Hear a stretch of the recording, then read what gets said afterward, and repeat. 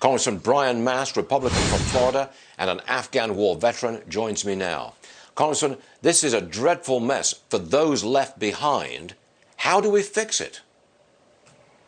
Anybody that thinks that there is a silver bullet at this point to fix that mess for the United States of America, they're living in a pipe dream right now, because what you have is at minimum, you have three very serious nation state players, China, Iran, Russia, that are doing everything to thwart anything the U.S. would do over there to make sure that they have assets to, or rather access to every mineral and mineral right over there, such as lithium and other minerals out of the ground there, other elements out of the ground there. Make sure that they have the choice pick of where their embassies are going to be there, how they're going to set up with the government, and they're working against the United States at every turn to make sure we don't have intelligence there on the ground or in the sky, and certainly to make sure that there's nobody that's going to work with us there in any kind of way. And that means continuing to intimidate those that worked with us in the past, right to the point of hunting them down in the streets.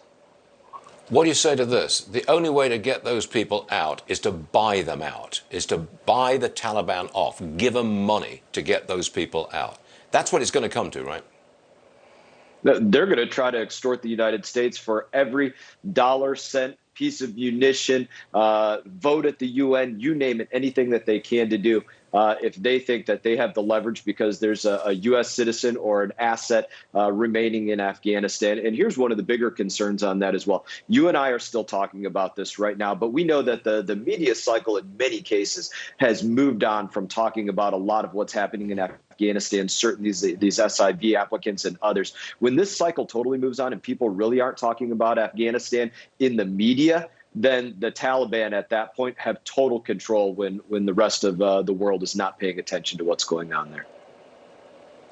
You suggested that Secretary of State Blinken was a liar. Well, you want to make your point? Yeah, I wouldn't just suggest that. I'd say that flat out. I've said it to his face. I would say it again.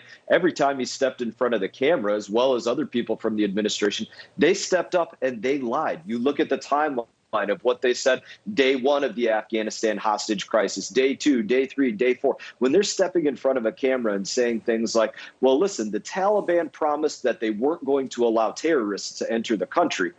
That's a direct lie to Americans. That's the terrorists saying they're not going to allow terrorists into the country. That's just one simple example. You look at what's going on with their messaging and who was making these decisions to leave equipment, dollars, other things on the ground, people behind, assets behind. They are lying to the face of Congress, the American people, and everybody else that wants to hear about the truth of what's going on there. They're telling the opposite. That's just very tough stuff. But Congressman Brian Mast, we appreciate you being here, sir. Thank you very much indeed. Thanks for having me. Let's not forget this story.